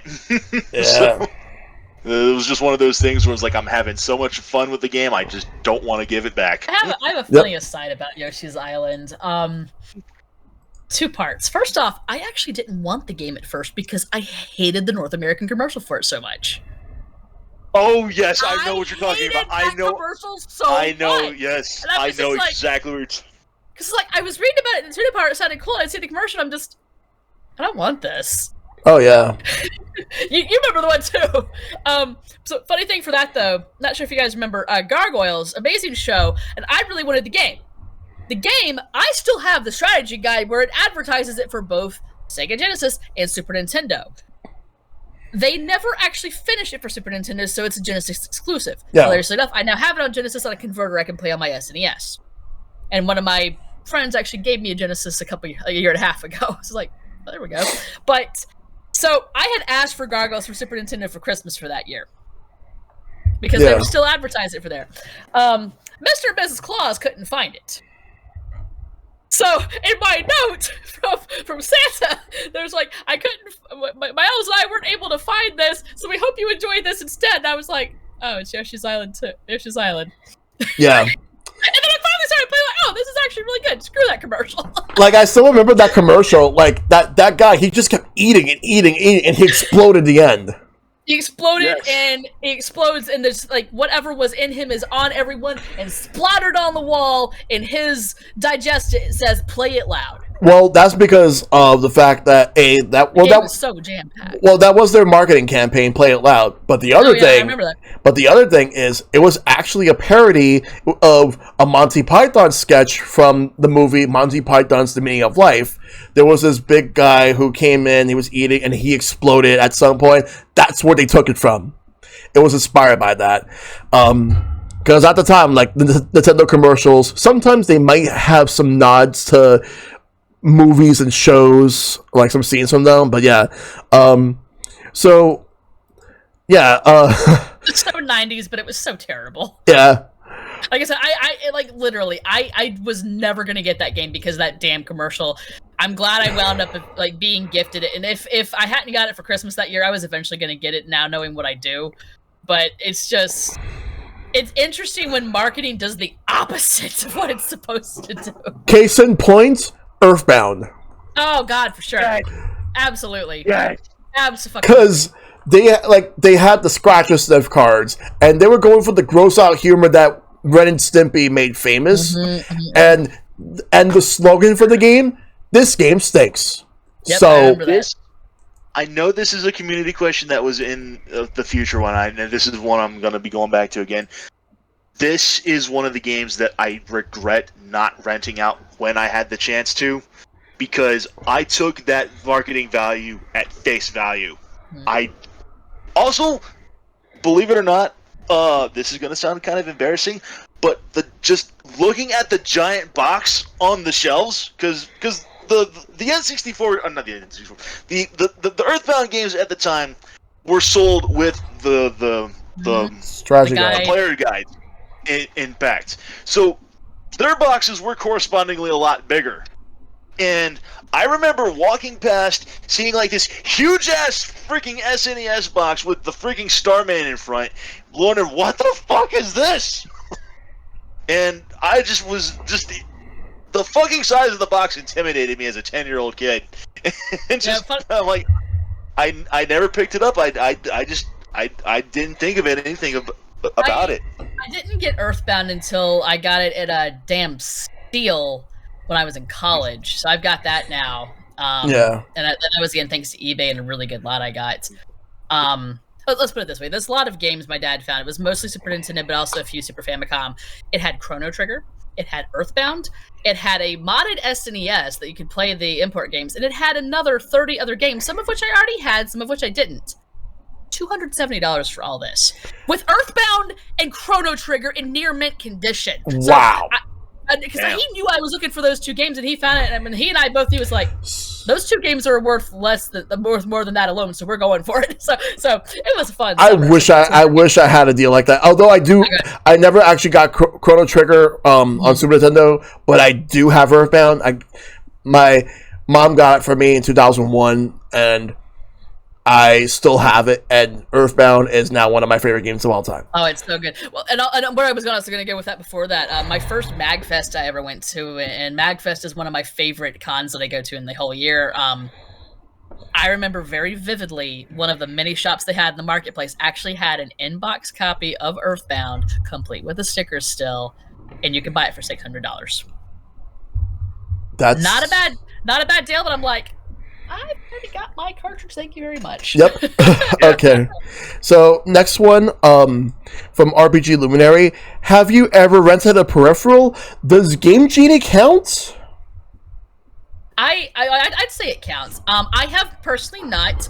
I actually did receive the Game Genie though as a present from my dad when I was a kid, because again he knew I could beat the games on my own, but he's like, let's give Mantle another way to really have fun and enjoy these games. And I fucking love the Game Genie. Yeah. Ben? No. Even if we're including Game Genie, no, never rented out a peripheral. Yeah, Okay. I for me the peripherals either I already had or I had no use for. Yeah, but yeah, Game Genie. But otherwise, the answer would have been no. That's Uh, a good question. yep. Okay, so Dragon has 2 questions. The first one: tell me about your favorite Blockbuster related memory. You gotta have one.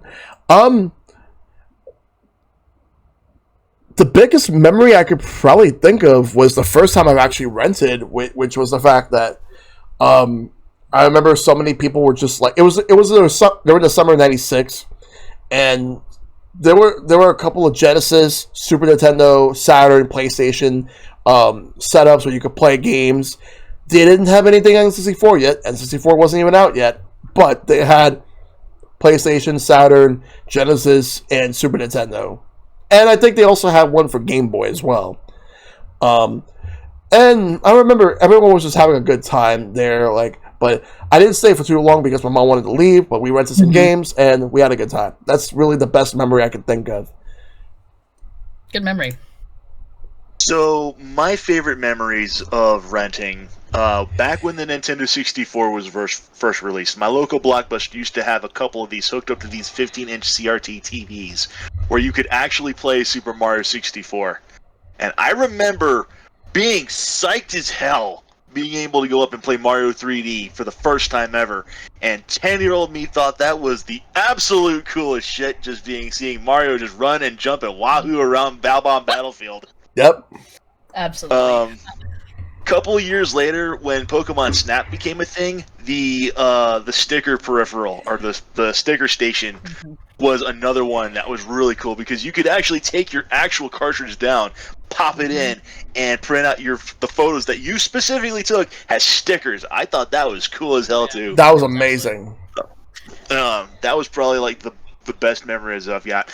The only other memory I have was this was back with that other. This wasn't the Hollywood Video. I think this might have been I don't know if it was or not. I just remembered there was this one place I rented out where they had it was an entire building, but they basically had it blocked off into 2 major open rooms. The first half of the building was nothing but the movies, but then you go to the second half of the store, which was an entirely just in literally just like not, I wouldn't really say half, but like at least a quarter of the section of the entire building just dedicated to nothing but video games. And I remember it was like the very first time I've ever been to this store, and there's this entire section just walled off, complete with its own door frame. And you opened up the door, and I swear to God, it's like something out of those commercials where it's like, you see like the gates of heaven. You open it up, and you hear like that angelic, oh. That's how it felt walking into that like entire section, just nothing but video games, just wall to wall, as far as you can see, just video games. Yeah. Just oh. My Blockbuster was small and nothing like that, but that's cool. What about you, Mantle? For me, I wanted to mention that there was another game I completely forgot to mention that I had rented out. I actually a couple times rented Pilot Wing 64 because I liked the game enough, but not enough to actually buy it. Ooh. It was a lot of fun though. Hilariously enough, my favorite Blockbuster memory does not involve a game I rented, but already owned, and was just very happy to see there and be like, hey, I've already got it. I don't have to be on the waiting list. Yep. Let's fast forward to December 1998, January 1999. Mantle's favorite game of all time to this day, The Legend of Zelda: Ocarina of Time. I did receive the gold as well as the gray cartridges for Christmas that year, because I knew I wanted it. It was not the first Zelda game I played, but it is my favorite to this day. I still remember occasionally going to Blockbuster with my family for whatever, and I'd always browse the video game section, and it always just made me so happy to see that listing for Ocarina of Time, and it was always out of stock. And knowing how many kids in my hometown were renting this game and getting a taste of Hyrule like that, it just... I would like occasionally go peek and see how long the wait list for it was, and it was insane. And I mean, I felt bad for the people who were waiting. And again, there's another part of me who's just like, yeah, I don't have to wait. That's nice. But another part of me is like, yeah, all these people want to play. And it made me so happy that they wanted to play it. So that just, to this day, it still just makes me giddy to think about. Oh, yeah. Let's see. Next one is from... It is also Dragon. Would you like to have Blockbuster be a new movie chain corporation instead of bankrupting? Probably not. It would not be the same. Like if they switch industries, it would not be the same. I agree. It's like, for me, it's like, even though I feel bad for all the employees who had to go elsewhere for it, because let's face it, that's a heavier question than it might seem on the surface. Yeah. I would. It's unfortunately one of those cases of let them be defeated before they become the enemy. Yeah. And the villain, rather. And I hate that it happened, but again, as we all know, times past, things change.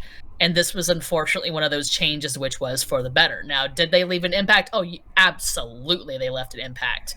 Did they need to stay, though, and become stagnant?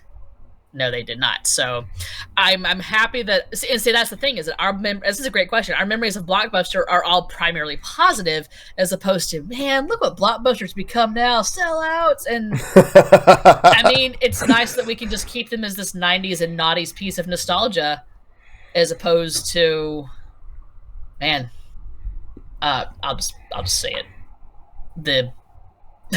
the franchise version of Rare. Yeah. Bad. Mantle pretty much I couldn't have put it any better myself.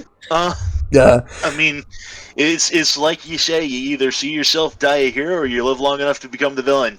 And you know, in Blockbuster's case, I kind of feel the same way about, and this is gonna feel mildly embarrassing making this comparison, but it's kind of like the Friendship is Magic going out on 9 seasons.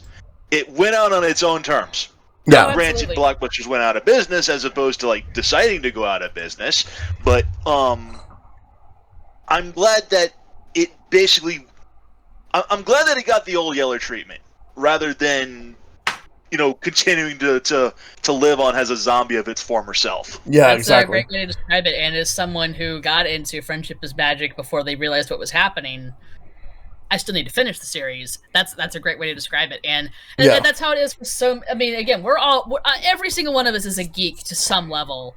Yeah. I would always rather see one of my favorite shows or series end before it sucks. I mean, because unfortunately, there was a manga that I got hooked into because it had one of my favorite plot devices, and the first 100 some chapters, amazing. If the mangaka had ended it right there, but they kept going. Yep. I have hardly ever dropped a series, but this one I was just... I hate that feeling so much. It is the worst. And again, It is the worst. So many shows, so many books, so many whatevers. I would just rather it end and me be happy with it as opposed to like, why? And It's kind of like when it's kind of like when Ash retired from the Pokemon anime, and it's like it's sad to see him go, but at the same time, I'm like questioning why didn't he do this 10 years ago? Anyone is curious about what that manga was, you can watch the anime. It's only like 12 or 13 episodes, and as far as I'm aware, that only covers like the good part of it. It's Yamada-kun and the Seven Witches. If you decide to read it, only read through the main resolution. Once they found the Seven Witches, everything's good. Do not read past that. okay, duly noted. I'm like, oh god, it. Duly noted. I'm talking like Promised Neverland season 2 that doesn't exist. Annoyance. Okay. I'll keep that in mind if I ever read that. Yeah, I can recommend other stuff, but like, that one is like one of those where I would just say watch the short anime because it only covers the good stuff as far as I know. Because my best friend and I watched the first episode together, and then we just fell off because we knew where it went. Yeah. All right. So next one is from Shad. Did you rent from any local businesses or just Blockbuster? And if so, what was the business? Because for me, only Blockbuster. And Ben, I know you've rented from a lot of places, and you rented for a few places yourself, Mantle. Yeah, I already answered that question. Yeah, but Yeah. so Yeah, I already answered it as well. I can't remember the name of the one off the top of my head that I rented from.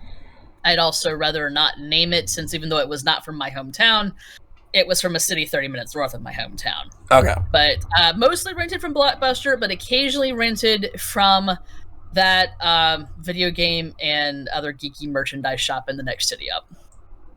All right. Next one, a couple of questions from DM. Has there been any games you regret renting? Regret renting. Those Simpsons games easily. There was this game called Spider-Man and the X-Men Arcade's Revenge, which I already mentioned. That's another one. I regret renting that one. And if I had to think of one more game that I regret, I gotta really think about that. Like I think those are the main ones. So those Simpsons games and the and Spider-Man and X-Men Arcade's Revenge are the ones I absolutely regret ever renting. Yeah, screw those games. I've already partially answered this question, like with the Simpsons games that I mentioned earlier. There were a couple more other titles on here that I do regret. There was one time I rented Yoshi's Safari for the Super Nintendo, and didn't realize I needed the Super Scope because I didn't see the sticker on there that said that, hey, you need the Super Scope to be able to play this. I never had that, so that was a game that I regret throwing money down to rent. That I was like, oh, kind of wish I'd known this ahead of time. Yeah, Mantle. I'm actually lucky. I'm lucky. I don't regret renting any of the games I did because I was already versed enough with them from Nintendo Power and such that I kind of knew roughly what I was getting myself into. One thing I did want to touch on, though, not quite the same as renting, but in a similar scope of try without fully buying. Not sure if you guys ever did this whenever you might have traveled as kids, but on the rare occasion, my dad would let me in the hotel get some of the Super Nintendo games on the TV to try out for an hour. Oh, I've always wanted to do that, and I never could. I didn't do it frequently because his whole was like, "But Mantle, you have those games at home," and but he also knew it was like, "Okay, we're gonna be in the room for a while." I never had a portable game system until my Game Gear because I was hugely I loved the Game Boy, I loved the idea, but I was like, no, video games are for home. That just it was a thing that little Mantle came up with. Mm-hmm. And as great as the Game Boy is, I mean, let's face it, Super Nintendo. I would occasionally mess around with some of this. I would use this as a chance to try out games that I didn't want to buy, but were fun enough to mess around with. And so, yeah, those were actually pretty fun, and the controls were pretty intuitive. I never actually rented it, did the session with the N64 controller, but I'd still mess around with it just because it was cool. I should go on eBay and see if they have those. Yep. But yeah, so that was again a fun little thing. But yeah, whether for those or for anything in Blockbuster or the local shop, I knew what I was getting into each time. So thankfully, I had no regrets. Yep. The only other game that I know for certain that I did kind of regret was when I was much younger, I rented out Mortal Kombat as a small child. It was fun, until it gave me nightmares. Finish up. So, yeah. Get over here. Let's see. DM also asked, and Stone also asked a similar question as well. Did you buy any of the games you rented? If so, how many? Quite a few. Oh, actually, a good amount. Like not the bad games. Not the bad games. I did not buy any of the bad games. Obviously not. though I will say the Spider-Man game that was based off the 90s cartoon, it's mediocre at best, so not 100% bad, but I did not rent the worst game, or I did not buy the worst games that I rented. Yeah. But I bought a lot of games, and some of them I bought later in my life, whether it was digitally because it's on like a shop that you can purchase, or physically. But yes, I have. So, do either one of you want to answer this question? Hop in for the which ones we bought. I mean, I've touched on it a little bit in previous conversation. Several of the games I rented, I bought actually. I said Earthworm Jim 2, Indiana Jones' Greatest Adventures, Indiana Jones and the Infernal Machine, Turok Dinosaur Hunter, a couple of the games from the local shop, some of the import ones. Trying to think. Yeah, most of the games I rented, I wound up buying eventually. So honestly, did I need to rent them? No, but was it nice so I could make sure this is really one I wanted? Oh, absolutely. And that was one of the other nice things with it, especially since this was back in the day where information wasn't as readily available. And even though I was a more informed renter than most kids my age then, it was still exciting to get to play something that was new. Mm-hmm. Yeah, I was the same way. Part of partly on that. I already answered this question partly, but yeah, a good number of games that I rented, I wound up eventually buying. Mega Man X 1 through 3, Mega Man. No, not I never actually purchased 7 by itself. But yeah, Super Mario RPG obviously was one. The Donkey Kong Country 1 and 2 were games that I rented out frequently that I wound up eventually buying for myself. Tetris Attack was another one.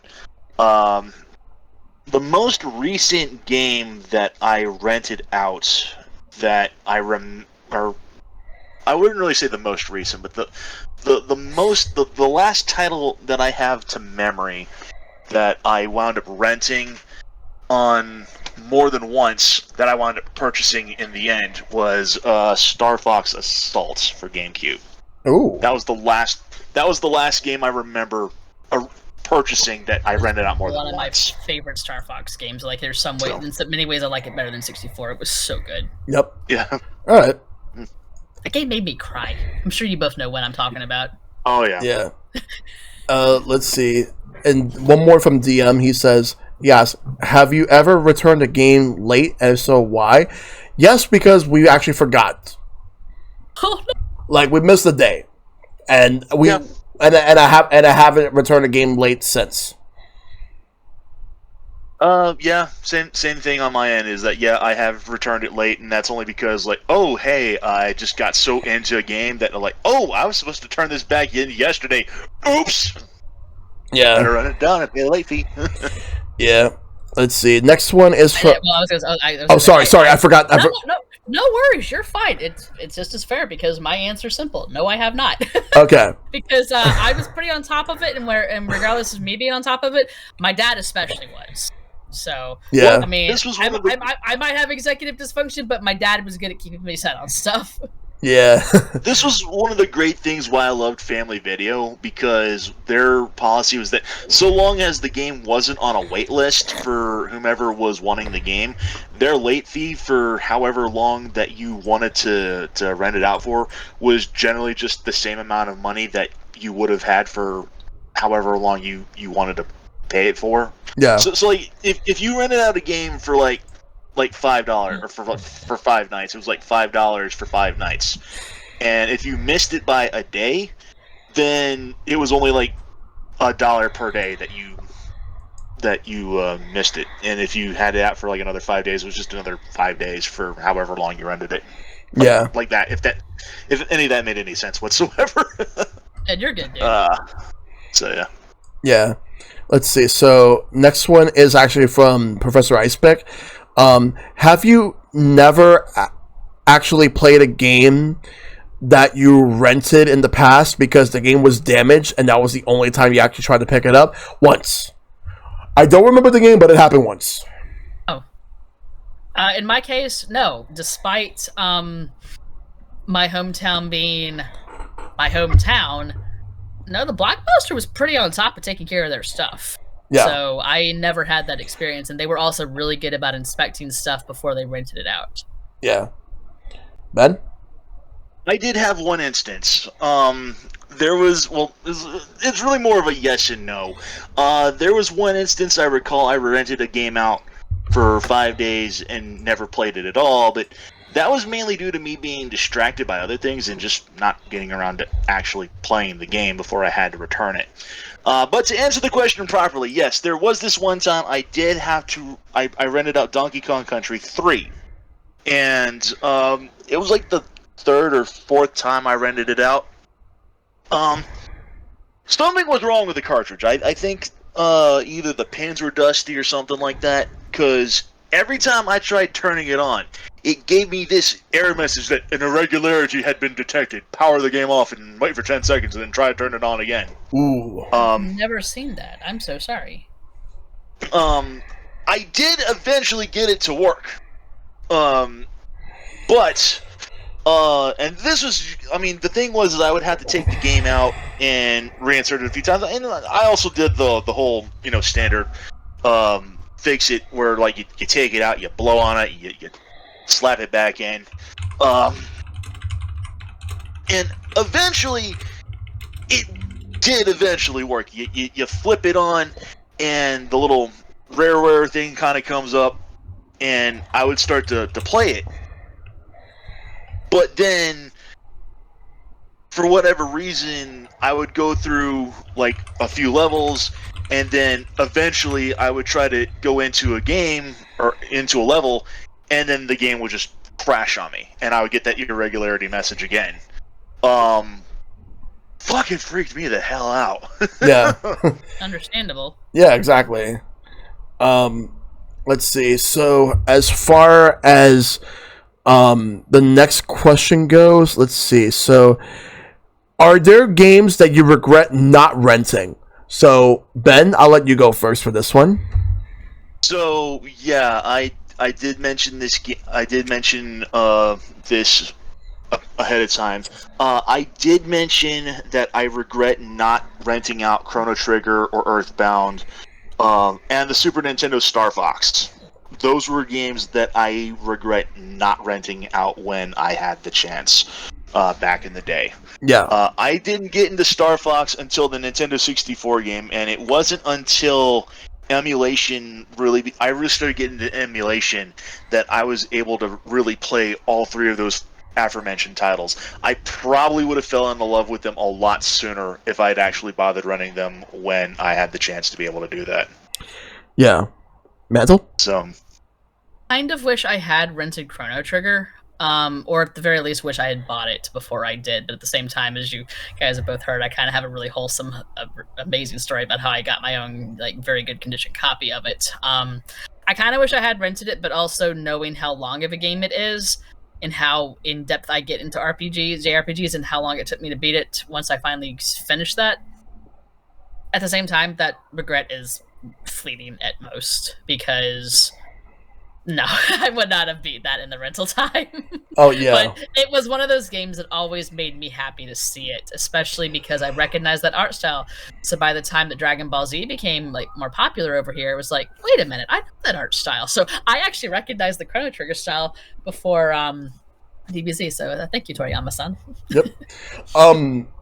Games I regret not renting. Well, I could tell you a couple right now. I regret not renting. I honestly had the chance to rent Resident Evil 4, and I didn't do it for GameCube. Although my brother did borrow it from one of his friends briefly, and then his friend quickly asked for it back. So we didn't really get that. He didn't really get that far in it. I regret not renting out. There was an N64 game I wanted to rent, but I regret not renting out Zelda Ocarina of Time because I didn't have the game yet, and I was gonna rent it, but I ended up going with something else. And when I wanted to rent that game, it wasn't available. It was not there. So I was out of luck. And then eventually, by the time it was there, my focus shifted to PS2 and GameCube at the time. So I was focusing more on that. And even then, I didn't even rent that much from the GameCube era or PS2. But that was just basically it. So there's two more questions. One's from Sohn because one of his questions was a similar one to what DM asked. Any thoughts on Hollywood Video? Never been.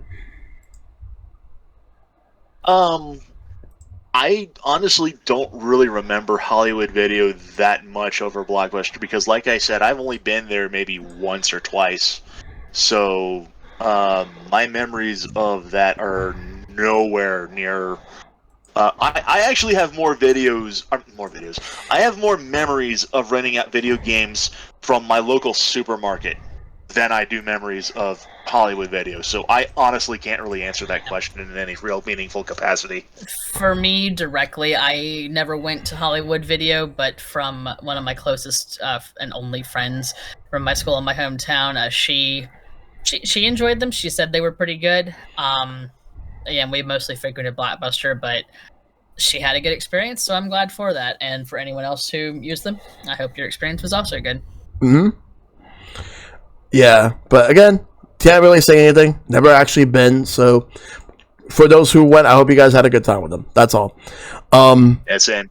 Next up is the last two are from Derek DeBroni. What is the rarest game you've rented? Let's see.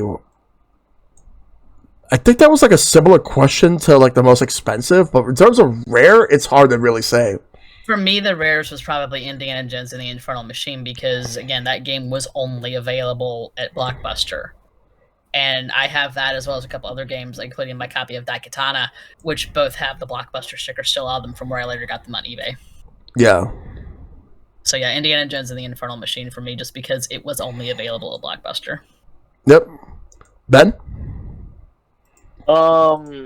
Yeah, the only, I guess the rarest again would probably have to either be Skies of Arcadia Legends or Tatsunoko versus Capcom for Wii. All right. That would probably be the only games I could think of off the top of my head that I could really say with any reasonable degree of certainty would be, rare. I would like to say Dokapon Kingdom, but again, I never actually rented that, so I can't legitimately claim that as a game that I rented. Yeah. So, and their last question is, what games you rented that had somebody's save file? Which I know you already answered that question earlier, Ben. With Donkey Kong Country 2 was one of those games. So, any other games that you rented that had save files in them?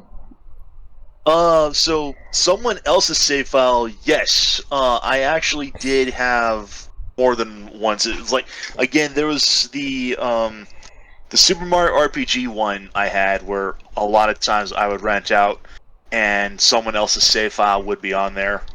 Mm-hmm. And in both cases, with both Donkey Kong Country 1 and 2, I would often rent out those games, and someone else's save file would have already been on there from a previous rental. Okay. But in any case I ever had, Yoshi's Island was another one where, yes, because they also had the 3 save slots, and one person had a save slot for a saved game in one of the slots. All right. But in any case, I saw a game that if I was going to start a new game, I would always make sure I would put into an empty slot, just so that I would make sure I wasn't overwriting anyone's progress. And if I had to erase someone else's stuff, I would make sure I would go into and check to see how far along everyone was, and I would just erase the one who was least furthest along. Okay. Because I figure, hey, I don't want to be a dick, but Yeah. What about you, Mantle? Just remember, I had also most games I rented did not have save files, so mercifully I didn't really run into that problem very much. But I remembered, just because it's in the recesses of my memory, because I bought the game not too long after I had rented it, Super Metroid. That one was one of the only ones I ever had to deal with save files. But thankfully, that one had someone who had beaten the game, and then a mid file, and then the little file 3, which I would usually go through that one, and then sometimes I would just dick around in the completed file, regardless of my own progress in there. So that one, that's pretty much the only one that ever happened. But like I said, most of the games I was playing or renting, didn't have to worry about that. Pretty much any save files were on my own games or fun ones whenever I got them secondhand. Yep. Yeah. Kirby Superstar had save files as well, and yeah, there was some other progress on that. That was another game that. Those were the only games I could remember off the top of my head that I know for certain had save slots prior to dedicated memory cards. Anyway. Yeah. For sure. Yeah. For me, like, there have been a couple. For PS1, didn't have to worry about that because you just have your own memory card. But for like N64 and like anything before that, there were some games that had save files, but I usually delete them. Sometimes I would be curious enough to see what they did, but then I would just delete the game and just start the game over from the beginning. I remember Banjo-Kazooie had all three slots there. Like they had their own progresses or whatever, but I deleted one of them just to make sure to have mine, and my brother deleted another to have his, but that's about it. But my brother was a lot further anyway. But yeah, there have been a couple of games that I've seen. But yeah, that's gonna do it for the show. But the last question I'll ask is, where can we find you? Starting with you, Ben. So you can catch me on Twitch TV at /Mistah BEN. That's again, that's MISTAHBEN. Yeah. Because for whatever reason, Twitch.tv won't actually let me put my name as Mr. Ben. Apparently, that's already been taken. Yep. But it's fine. But you can also catch me on Twitter for now at Drakengard. Yeah. Go ahead and I'll put that in the Twitch chat. Mm-hmm. I say this for now. I might be getting rid of that at some point for personal reasons. I'm not going to get into that. That's fine. But those are pretty much like the biggest things. Yeah, give me a follow on Twitch. Follow me on Twitter because a lot of times I'll be doing that. I also do have a Discord server. I don't have an invite link on that yet, but right. I could probably go ahead and I probably do have one. Okay. Yes, actually I do. I'll go ahead and I'll throw that in the link right here. Okay. That is my Discord server. In case you guys want to join me, I'll give out notifications on when I go live. I usually go live Sunday evenings, around the same time. Yep. I'm usually live for about an hour by this point. Yeah, that's perfectly fine. So yeah. Yeah. Right. And in fact, I think I'm probably going to be gearing up to do some Metroid Prime here in a few minutes. So, Mantle. You can, of course, find me on twitch.tv /Mantle Ferox. I know that the shout-out command, we'll have to use that one, which is fine. I appreciate it. Yeah, there's that link right there. Thank you so much for that shout-out. Shellshock, massively appreciated. Yeah, my schedule is up in the air right now because my work schedule is on a temporary one, especially with my current promotion. Sorry, Nudge is shaking the camera. Yeah, my schedule is up in the air right now. Usually Mondays, I'm typically going live with my friend Melodic Blue. She and I are co-streaming Phoenix Wright, that whole series while we're both voice acting. But she and I have both had a lot of real-life stuff hitting both of us. And as we all know, real life comes first. It does. Which it's been very good for... I've taken more of a break than I've meant to, but I'm like coming back and feeling super galvanized. My stream anniversary is actually coming up 1 week from today. April 23rd, I will somehow have been streaming for 3 years. So I'm going to be live for that. Don't know what I'll be playing. But yeah, I've usually got at least... I typically have one Nintendo game and sometimes one PlayStation game, but I'm easing back into more of a schedule before I take a break for Tears of the Kingdom. And then after I beat that offline on my own, then I'll be right back at it on all that. All right. Oh, thank you so much, Fist System. It's been awesome catching you. I appreciate you. You can also catch me on Twitter. I put that link in the chat right there.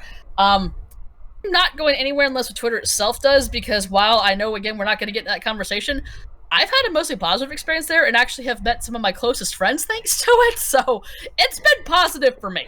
Yes. So, I post all sorts of stuff on there, including, obviously, stream stuff, my own thoughts, and various retweets. And you can also catch me on my Instagram. Instagram, I am desperately behind in updating, but it's mostly for cosplay, hence the different name, M Factor Cosplay. I am a frequent cosplayer. but I'm hoping within the coming weeks to get more stuff up there, like steadily drip feed that. So please enjoy that as well. Yeah. I do also have a Discord server. I won't link it here, but if you check out my Twitch page, per that very kind shout out, it is available on the links there. But yeah, all that links in there, and you can usually find me hanging out with Mr. Ben and Shellshock and many of our other friends within our very nice, awesome retro circles. Yep. And you can find me everywhere at ShellshockPrime, where I ramble about a couple of things about the games I like and some other stuff, but I also stream a lot of stuff in general. I'm everywhere, streaming Monday through Thursdays with the occasional Sundays. I appreciate everybody coming through. There will not be an episode next week because I'm going to be taking a 1 week break, but I will be back the week afterwards with video game collecting, which that will be an interesting topic. Oh, for sure, absolutely. I might actually message you on that at some point, Mantle, because I might want you on that, and Ben, I will definitely want you back again soon. Yeah, I would love to be on that. Yeah, I'm all here for it. Yeah, we have a few more episodes this season. Well, this half of the season. The other half is in fall. But till then, that's it. Remember, be kind, rewind, Rewind. and take care.